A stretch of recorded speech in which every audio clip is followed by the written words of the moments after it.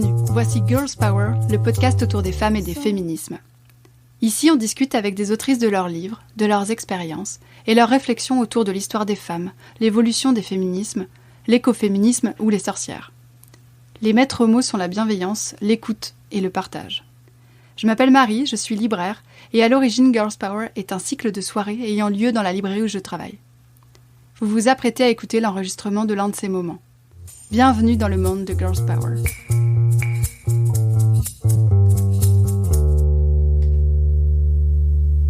Salut à toi qui m'écoutes depuis la Slovénie, le Canada, l'Ukraine, les Philippines, l'Islande, l'Azerbaïdjan. Car oui, j'ai découvert que nous sommes écoutés dans tous ces pays, 35 pays différents en tout, ce qui me ravit. Ce podcast a 1 an.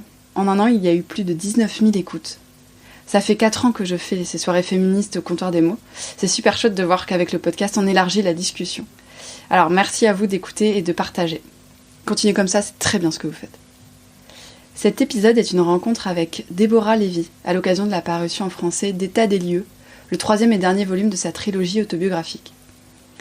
Je dois dire que j'étais très contente de recevoir Déborah Lévy, car au comptoir on avait adoré les 2 premiers tomes, Ce que je ne veux pas savoir et Le coup de la vie, publié par les éditions du Sous-sol. Apparemment, on n'était pas les seuls, vu qu'ils ont eu le prix Femina étranger l'année dernière.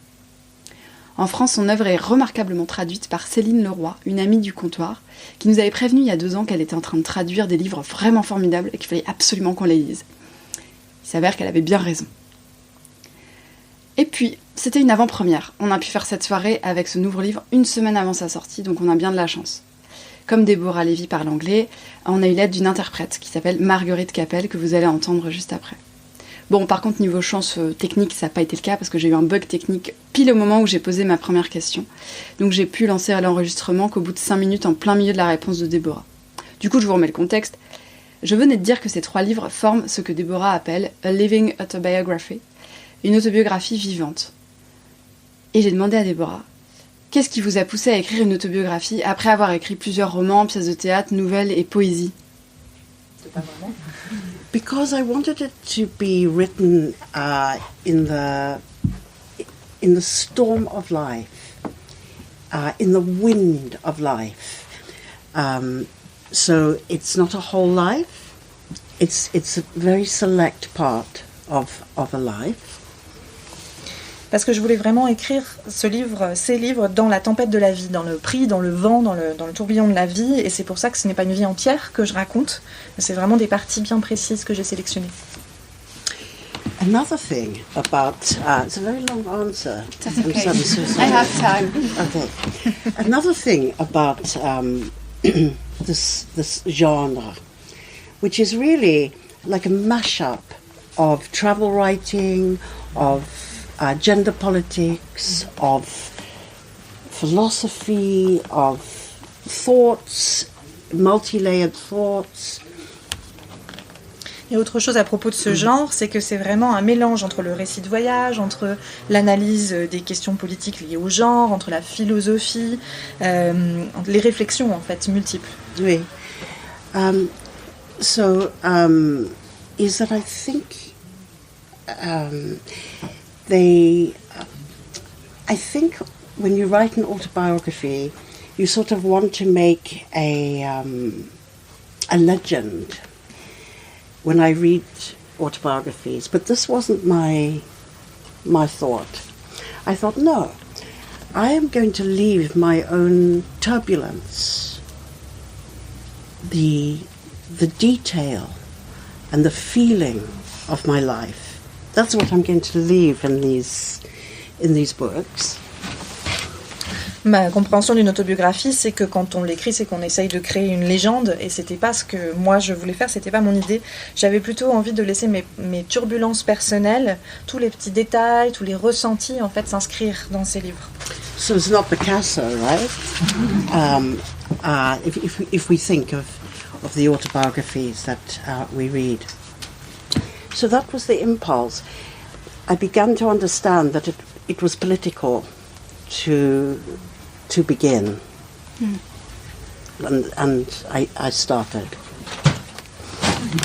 Donc évidemment, ça n'a rien à voir avec les autobiographies, genre Picasso, qu'on peut avoir l'habitude de lire, mais c'était vraiment ça qui m'a fait démarrer. C'est le moment où j'ai compris que c'était politique de me lancer là-dedans. And one other thing. How could I make this life into a work of literature? L'autre chose que je voulais faire, c'était essayer de transformer cette vie en une œuvre littéraire. Ah oui. So, Virginia Woolf, in her book, I think it's called, it might be an essay, Moments of Being. She has these strange lines. She says, "We are the words, we are the music, we are the thing." And I didn't really quite understand that. But you know what? I think that's what we are. Il y a une phrase étrange qu'écrit Virginia Woolf dans son essai qui s'appelle Moments of Being. Instant de vie, merci. Elle écrit, alors c'est ma retraduction, nous sommes les mots, nous sommes la musique, c'est nous qui sommes l'objet, la chose produite. C'est quelque chose que je ne comprenais pas au moment où je l'ai lu, mais je crois que c'est effectivement ce que nous sommes.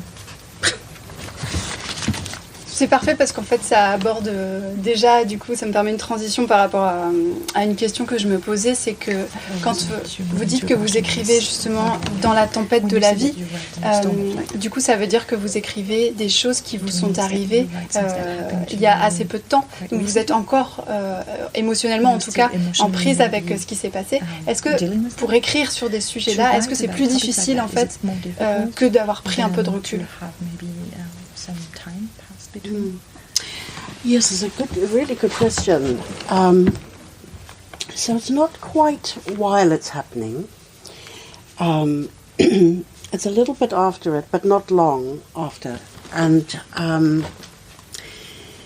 because I think that the writing has to process events really before the writer has done that. But it was very interesting because in the first book, the Blue Book, to write something that was like an essay to begin with, and to use the I, so it has the heading political purpose, and then the lines are that spring when life was very hard and I could not see where there was to get to, and I was at war with my lot. I seemed to cry most on escalators at train stations. Mm-hmm. And I thought, is that okay?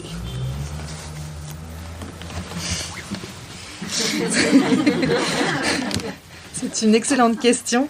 Je n'écris pas au moment où les choses se passent, mais peu après, pas très longtemps après. Et effectivement, je pense qu'en fait, c'est l'écriture qui va aider à traiter, à transformer les choses qui se passent avant même que l'écrivain ne le fasse. Ce qui est intéressant, c'est que dans le premier livre, Le Bleu, et je veux bien que vous le preniez, Marie, je me mets donc à écrire sous la forme d'un essai. J'utilise le jeu, ce qui donne vraiment le sens politique de la démarche. Et donc, ça commence avec cette phrase bien mieux traduite par Céline Leroy, si on peut la relire, sur ce que je ne veux pas savoir. La première phrase du livre. Pardon. Comme ça, j'éviterai de refaire une traduction à l'arrache, ce serait quand même mieux. Merci.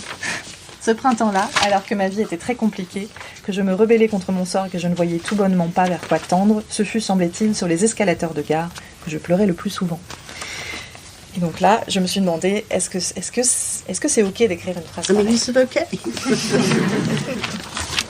for under political purpose, for that heading, I thought it was, and I began to, in answer to your question, it's written in the present tense, but then later I go back to childhood, to some aspects of childhood.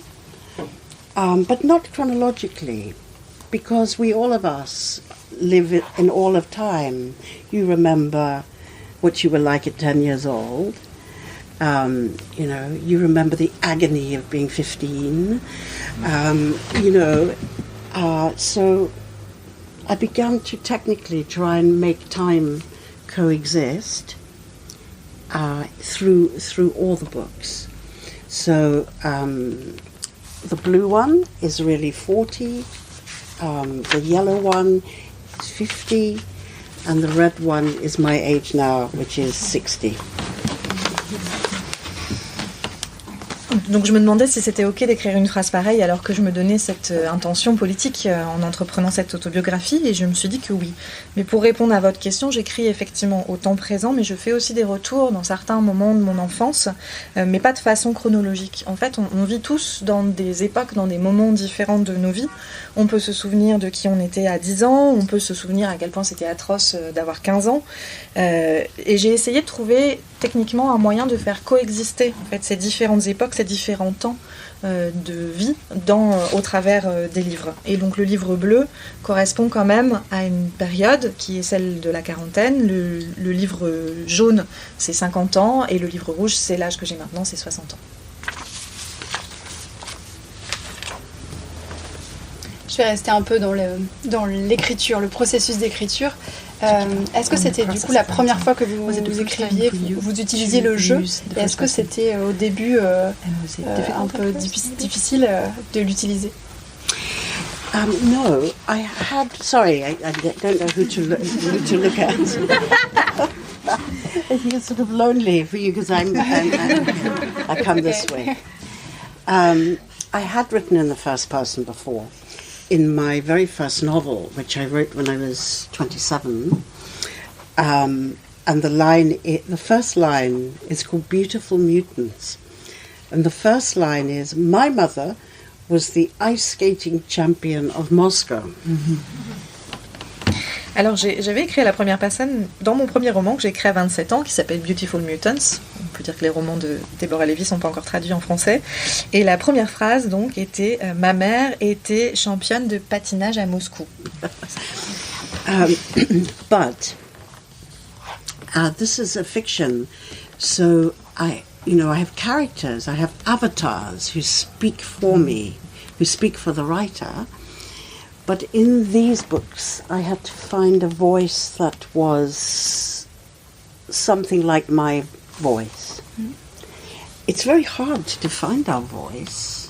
As far as I know, most people I know, they don't like hearing their voice, recordings of a voice. It's always very interesting to me, that. And... but I had to find an intimate voice that was also not too close, that was formal, to steer all three books at different ages, through the blue, yellow and red. Là, dans un roman, quand on fait de la fiction, évidemment, j'ai des personnages, j'ai des avatars qui parlent pour moi. C'était différent dans ces livres-là, puisqu'il fallait que je trouve une voix qui soit vraiment, cette fois, la mienne, ce qui est particulièrement difficile à trouver. La plupart des gens, d'ailleurs, détestent entendre leur voix enregistrée, ce que je trouve toujours intéressant. Il fallait que je trouve une voix qui soit formelle, mais qui soit intime, et en même temps pas trop proche non plus, pour parvenir à guider, à entraîner la narration des 3 livres à travers de ces âges différents. Oui. Also, in answer to that question, in the Blue Book, I wrote these lines. To become a writer, I had to learn to interrupt, to speak louder, then to speak louder, and then just to speak in my own voice, which is not loud at all. Alors, je ne sais pas quelle page c'est. Dans le livre bleu, j'écris, bon là je suis obligée de retraduire un petit peu, désolée. Pour devenir écrivaine, j'ai dû apprendre à interrompre, j'ai dû apprendre à parler plus fort, puis à parler encore plus fort, puis à parler avec ma propre voix, qui n'est pas justement forte du tout. Je pense que c'est certainement mieux dans le livre.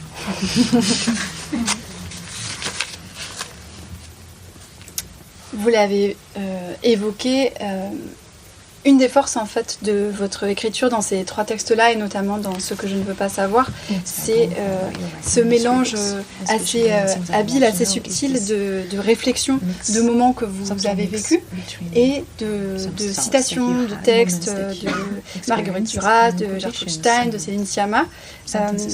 Est-ce que c'était au fur et à mesure de l'écriture que ça vous a fait penser à ces textes-là, ou est-ce que en fait c'était déjà mêlé avant, quand vous écriviez? I think they popped up when I was writing.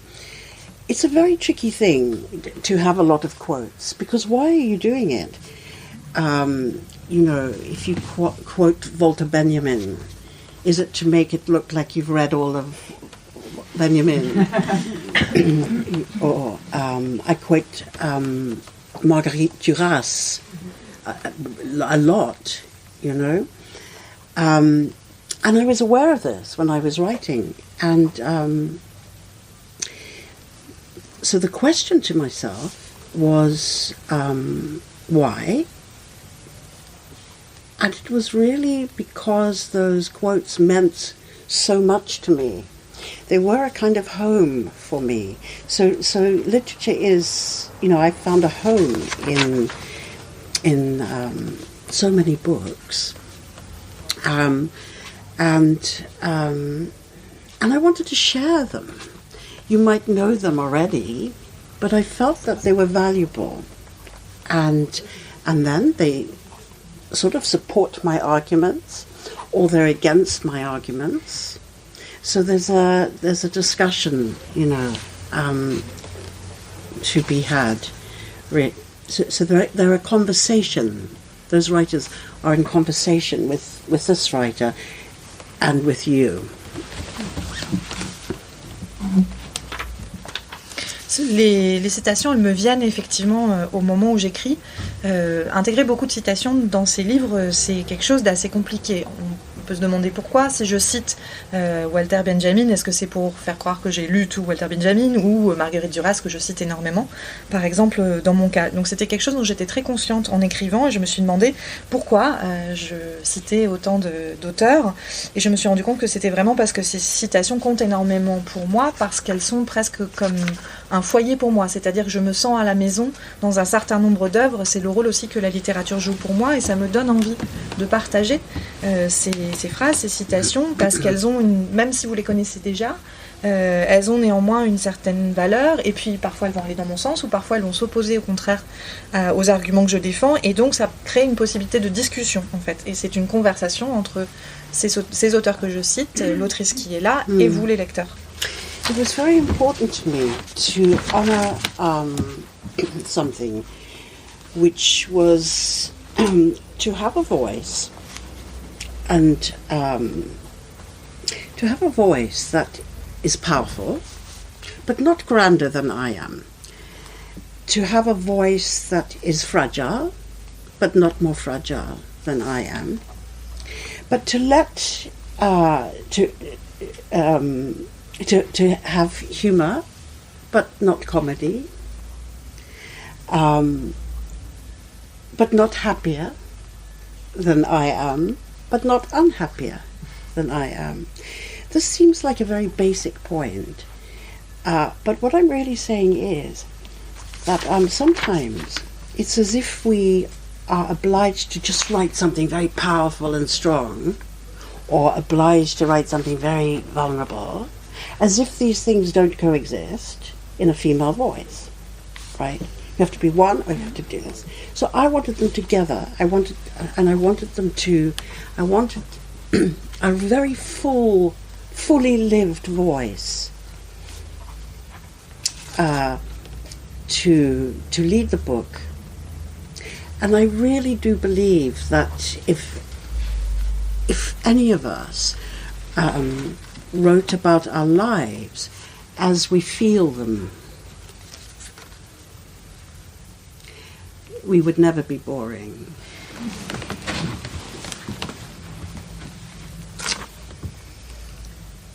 Ce qui me paraît important de mettre en lumière, c'est que l'idée, c'est d'avoir une voix qui soit puissante, mais pas plus puissante que je ne le suis, qui puisse être aussi fragile, mais pas davantage que je ne le suis, qu'il puisse y avoir de l'humour sans nécessairement basculer dans la comédie, qu'il y ait une forme de gaieté, mais pas plus joyeuse que moi je ne le suis. Ça paraît quelque chose de très simple, mais en fait, c'est précisément ce qui peut être complexe. On est parfois obligé, poussé à écrire d'une façon qui soit très puissante. Ou alors, une autre fois, on doit avoir une écriture qui exprime énormément de vulnérabilité. Comme si, en fait, ces deux aspects ne pouvaient pas coexister dans une voix féminine.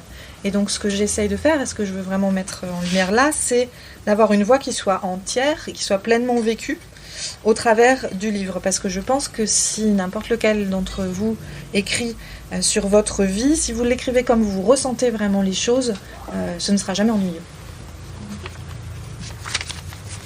Assez vite dans ce nouveau texte, vous écrivez qu'en était-il des femmes qui avaient agi en fonction de leurs désirs, mais qui avaient été tuées, leur vie réécrite, leur existence re-racontée, afin de diluer leur pouvoir et saper leur autorité. Peut-être que je cherchais une grande déesse qui, dans la réécriture patriarcale de sa vie, avait été portée disparue. Je pensais à Hécate, déesse des carrefours avec ses torches et ses clés, Méduse avec son serpent et son regard fatal, Artémis avec ses chiens de chasse et ses cerfs, Aphrodite avec ses colombes, Déméter avec ses juments, Athéna avec sa chouette. Dès que je voyais une femme d'un certain âge, excentrique, parfois fragile psychologiquement, qui nourrissait les pigeons sur les trottoirs de toutes les villes du monde, je me disais « Ah tiens, voilà une autre déesse qu'on a tuée, que la vie a rendue folle. » Les déesses étaient-elles des propriétés foncièrement possédées par le patriarcat ? Comment est-ce que vous pensez qu'on peut rectifier ça, cette réécriture, voire invisibilisation de tant de vies de femmes ?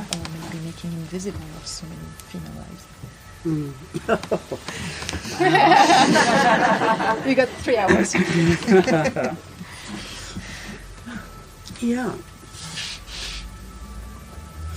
Well, we have to find our voice. We have to speak our intelligence. We have to speak our thoughts. We have to support each other. But I don't really. In the book, in the book itself, I'm looking. I get very interested in the women who feed the birds, and I think to the narrator. Sometimes I just call the voice that's like myself the narrator to make a bit of distance. I think maybe I could write a film and make the major character the woman who feeds the birds. Je crois qu'on doit d'abord trouver notre voix, on doit parler, faire parler notre intelligence, exprimer nos pensées, se soutenir mutuellement aussi. Mais dans le livre, j'accorde effectivement énormément d'importance à ces femmes qui nourrissent les pigeons. La narratrice, parce que c'est parfois comme ça que j'appelle cette voix qui ressemble à la mienne pour créer une forme de distance, la narratrice s'intéresse énormément à ces femmes qui nourrissent les pigeons et se dit, tiens, je pourrais écrire un film, pourquoi pas écrire un film dans lequel une femme qui nourrit les pigeons serait un des personnages principaux.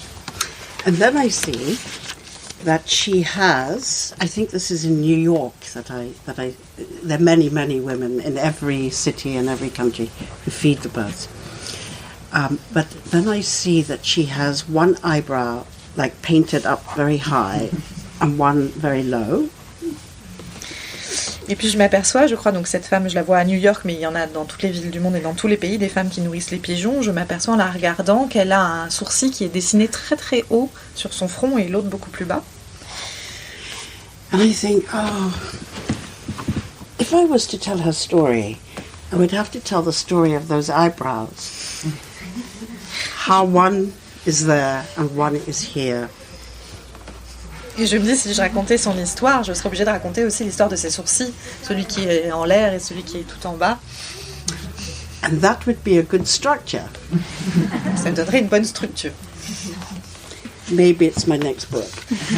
Ce sera peut-être mon prochain livre. I don't know. But the goddesses are very interesting to. That's really 5 days to go into. But I'll just do one. I'll do Medusa. Okay, very quickly. Alors les déesses, c'est un sujet très intéressant, il nous faudrait 5 jours pour l'explorer en détail, mais je peux peut-être parler d'une seule rapidement, qui est Méduse. And I explore Medusa in a novel called Hot Milk. J'ai exploré la figure de Méduse dans un roman qui s'appelle Hot Milk. Oui. Du lait chaud. Les chaud sans doute, non traduit également, mais on peut traduire son titre. And in Spanish, it was translated as caliente leche. No, leche caliente. Traduit en espagnol. Leche caliente. Priori. So this is really basic, okay? But you asked. So Medusa is cursed by Athena. Donc, très simple, mais puisque vous posez la question, donc Méduse est maudite par Athéna. Aye. Athena is the goddess of war, of sewing, of geometry, of wisdom. Athéna, c'est la déesse de la guerre, mais aussi de la géométrie, de la sagesse et de la couture. She serves the patriarchy of her time. Elle est donc au service du patriarcat de son époque. She curses Medusa. Medusa has her hair will be serpents, and she will be able to turn to stone anyone who looks at her. Donc elle jette un sort à Méduse, dont les cheveux se transforment en serpent et qui pourra transformer en pierre toute personne qui la regarde. Oui. So we don't want the serpents, but quite nice to be able, anytime someone's going to hurt you, to turn them to stone. Donc les serpents, ça nous plaît pas beaucoup, on n'en veut pas, mais par contre, ce serait assez chouette de pouvoir transformer en pierre les gens qui nous regardent parfois. So Medusa is a split between Medusa and Athena are a split woman. When so the demonic woman and the woman who serves the monstrous woman and the woman who serves the patriarchy. And when you see any statue of Athena, you will see that she wears, you can go to any museum and see this, you will see that she wears on her breastplate the Medusa, the gaze of Medusa. Donc en fait, elles sont comme deux aspects d'une même femme. Il y a la femme monstrueuse qui est Méduse, Athéna qui est au service du patriarcat. Et toutes les statues d'Athéna que vous pouvez voir dans les musées, vous constaterez qu'elle porte sur son plastron la Méduse, justement, avec son regard foudroyant. So the way that story has been told, and Robert Graves makes the same point, is they've split Athena into all the things I've said, and Medusa, but in fact they are the same woman. In mythology, the story has not really been told, and you can check this out in your own scholarly research, but it's one example that's very interesting to me. Et donc en fait, ce que dit le mythe, c'est que, et Robert Graves en parle lui aussi, c'est que c'est donc Athéna qui a été scindée en ces deux personnages, donc celui d'Athéna avec toutes ses caractéristiques qu'on a mentionnées, celui de Méduse, et c'est vraiment comme ça en fait que ça apparaît dans la mythologie, mais c'est une histoire qu'on raconte assez peu et que vous pouvez aller par vous-même vérifier par vos recherches. So the woman who feeds the birds, maybe she's Athena, you know? We can call her that in the book. Yeah. Donc cette femme qui nourrit les pigeons, c'est peut-être Athéna, on peut lui donner ce nom dans le livre. But Medusa was so incredible. In that gaze, when she returned the gaze, Athena was giving her something that she needed too. And then we get off this. Mais Méduse est vraiment incroyable parce que quand elle vous regardait, quand elle vous retournait en fait ce regard, Athéna aussi recevait quelque chose dont elle avait besoin. Which is why she actually has it on her breastplate. So if you go on your phone, you look up Athena, you'll see the Medusa breastplate on every single statue. Okay, sorry. C'est pour ça donc qu'Athéna porte Méduse sur sa poitrine. Si vous cherchez sur internet des photos de statues d'Athéna, vous le constaterez. Si, alors moi je veux bien prolonger juste. Est-ce que ces histoires-là, par rapport à ces déesses-là, est-ce que c'est des histoires de mythologie que vous connaissez depuis longtemps, ou est-ce que là ça vous êtes retombé dessus récemment? Yeah, I didn't mean to research the goddesses. After all, But this one came up for me when I was writing Hot Milk. I couldn't believe it. It was so exciting to research. En fait, c'était pas intentionnel, hein. Je n'avais pas l'intention de me lancer dans des recherches sur CDS, mais celle-ci est apparue au moment où j'écrivais donc Les Chauds, et je l'ai trouvée très intéressante. But my point, just to get off that subject, is that I ask myself in the Red Book, at 60, am I rewriting the script, the societal script that was written for me? Yes. Am I always... but when we say rewriting, it suggests that there's only one draft. Pour clôturer le sujet, la question que je me pose dans ce livre rouge à 60 ans, c'est est-ce que je réécris le scénario que la société a écrit pour moi? Mais quand on pose cette question de la réécriture, on suppose qu'il n'existe qu'une seule version. But we know there are many, many drafts. One is constantly rewriting those stories, not just the goddesses, but your story, my story, your story. Yeah. One is in life. There would be many, many drafts, and perhaps it would be I don't think there's a final draft, actually, in that process. Mais on sait tous qu'il y a beaucoup de versions différentes. En fait, on passe son temps à réécrire les histoires, qu'il s'agisse des histoires des déesses ou de la mienne, de la vôtre, de celle de tout le monde. Dans la vie, il existera énormément de versions de l'histoire, et je ne crois pas qu'il y ait de version définitive. But what, as a writer, I can leave are my books, and at the end of the last book, the most recent book, I say, well, they're not private property. There are no guard dogs at the gate. There are no signs in my book saying you can't fall in love with the wrong person, you can't fail.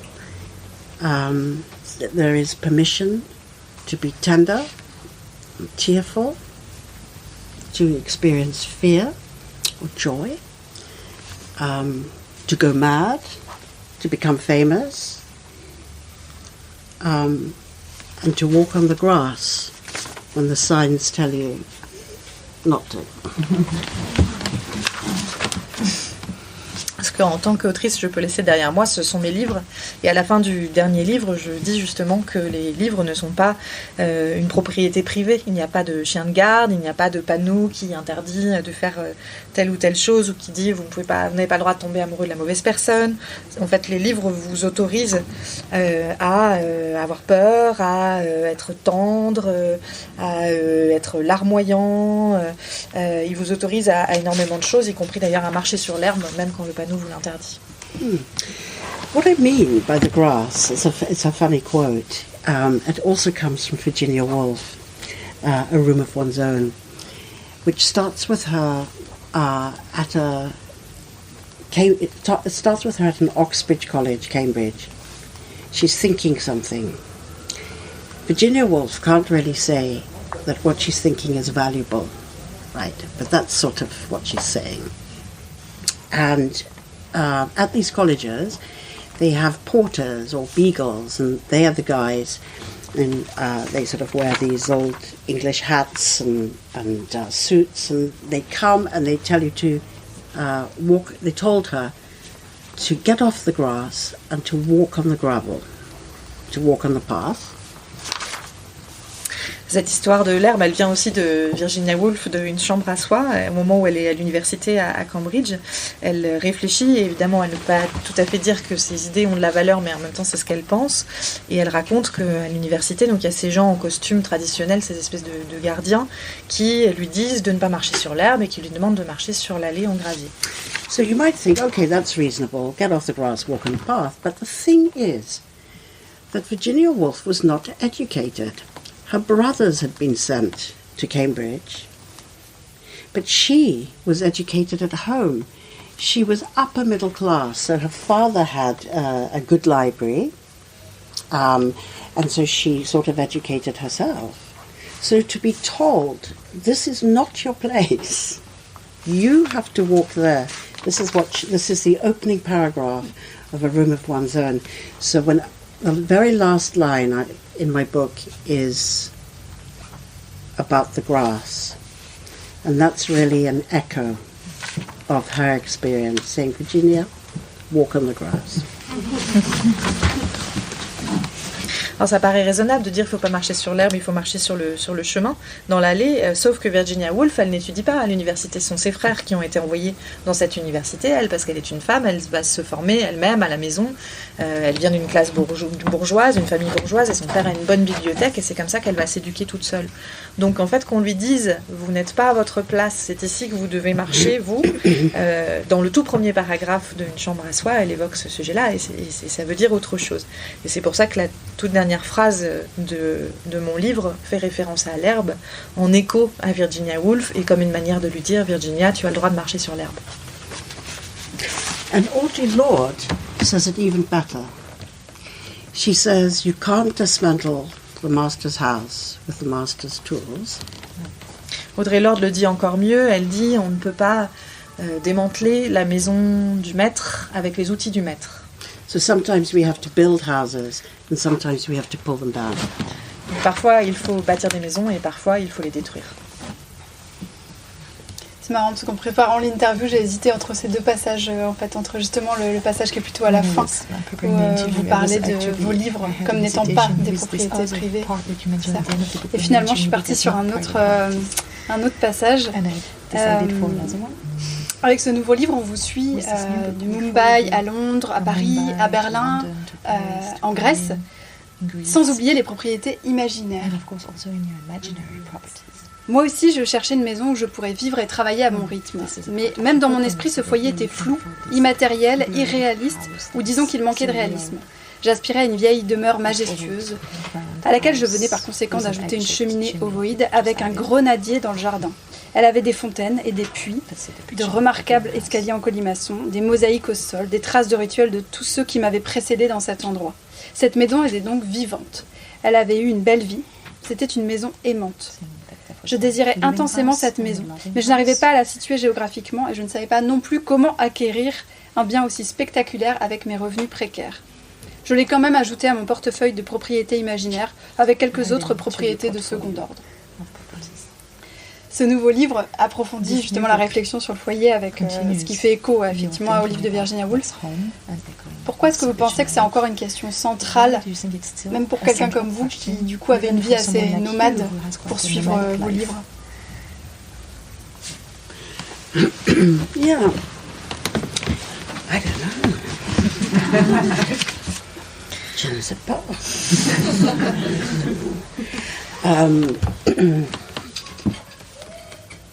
Yeah, so the book is structure. So the book's structure is as you say, it's a travelling book.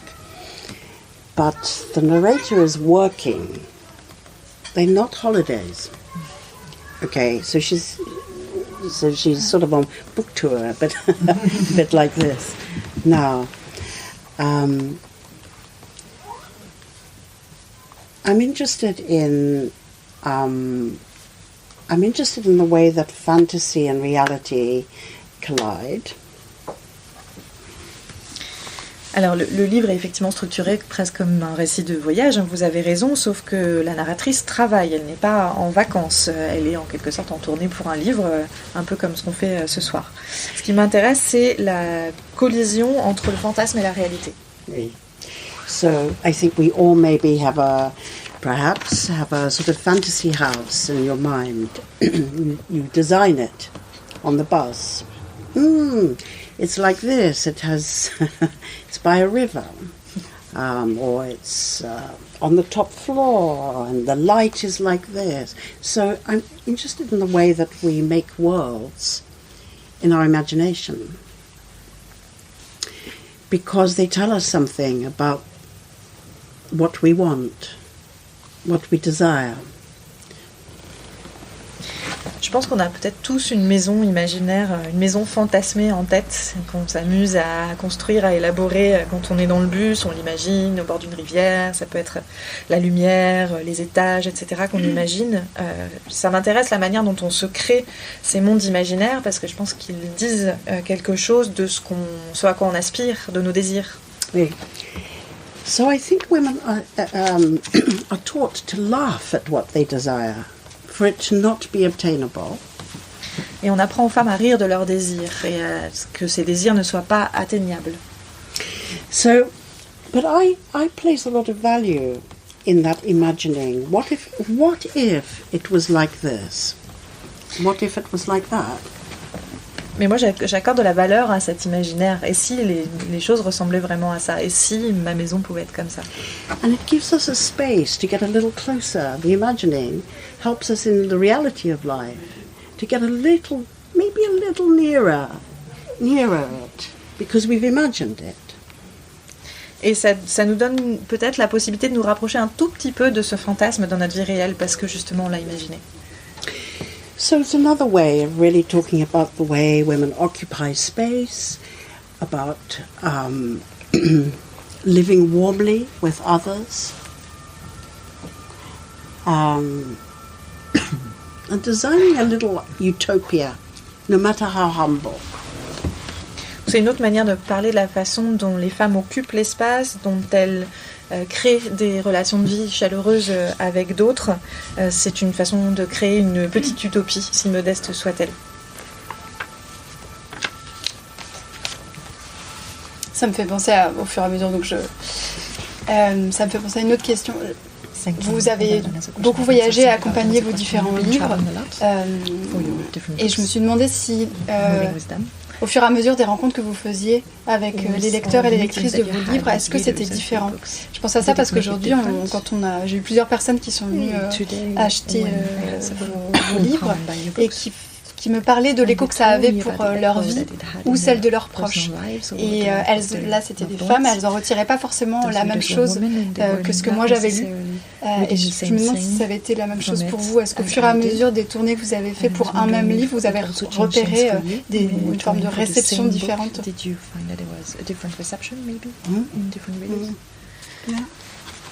Yeah. So the books are a conversation. You don't have to agree with it. That's the point. That would, but it seems that there is an echo, I hope. It's very interesting always very interesting to talk to readers, and there are different people have different books they prefer, and they tell me why. Here's something very touching to me. So my daughters are now one daughter is 22, one daughter is 27. And some of their friends, who I've known since they were 4, and, made them chocolate cake, and they threw it on the carpet and had tantrums and all the rest. So they get to university, and they're now writing about these books. And who could ever have thought that? How would I ever have known that? And sometimes they email me, and they say, "Oh, I've got to get my essay in. Can I just ask you a question? What do you mean on page 14? And it's like 2:00 in the morning.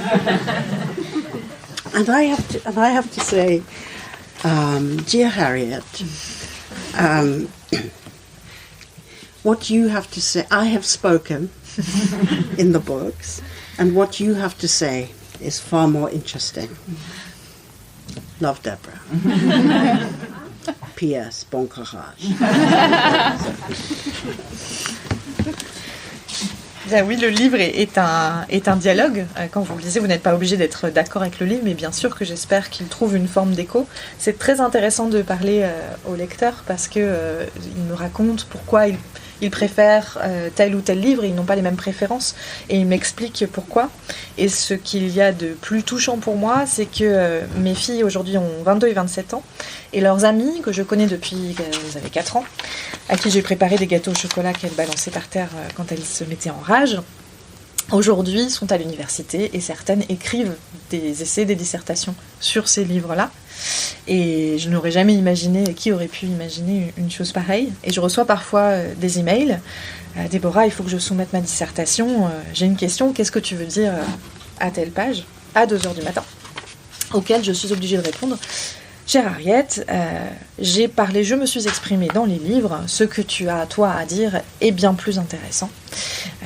Bien amicalement, Déborah, PS, bon courage. J'ai une dernière question. Comment on sait que le texte est fini quand on écrit une autobiographie en mouvement? It's finished when you're writing. Yes, when you're writing a living autobiography, how can you know that it's finished? I thought I would just write 3 because it's not really that it's finished, because life goes on if we're lucky. It was just that project for me was finished, that I wanted to move on now to write my next novel. I felt that I had really in these books said everything I wanted to say. My father died after the Red One was published.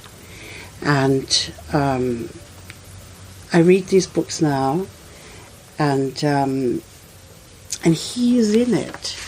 He's alive in it. And his death was very painful for me. And I thought, well, if I write a 4th one, then I would be writing maybe something about that. Then I thought, no. This is not ever been the reason I wrote these books, to sort of record life's big events like that. They came from a place of heartbreak, of anger, of resistance, of curiosity, of needing to speak, but just to then have a 4th one in which life's events are somehow accumulated is not the literary project. So now I'm writing my novel here in Paris. It's set here and in Vienna, and it's about the doppelganger. It's about the double.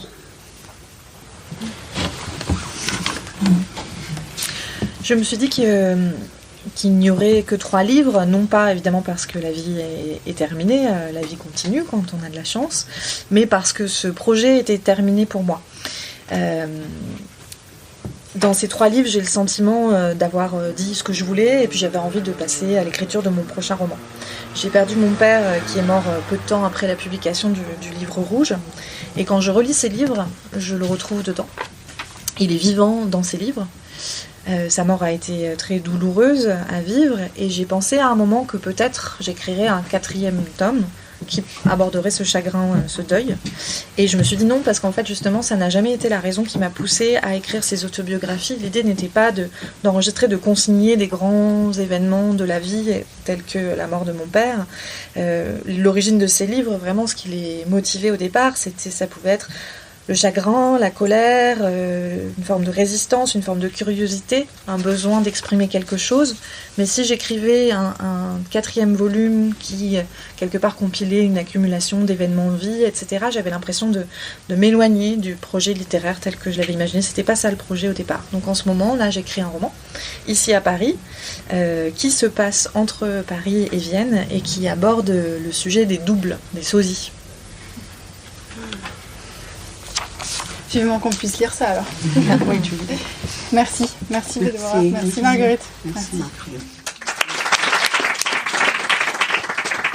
Si ça vous a plu et que vous trépignez d'envie de nous le dire, on est joignable sur Instagram et sur notre site librest.com, où vous pouvez acheter le livre de mon invité, que vraiment je vous recommande très fortement. Vous y trouverez aussi les livres et les autres références dont on a parlé. J'y mets aussi les prochaines dates des soirées Girls Power et des sélections thématiques, comme des idées de livres féministes pour enfants ou des livres sur les sorcières ou sur l'afroféminisme, et toutes les infos de ce podcast. À bientôt pour le prochain épisode de Girls Power.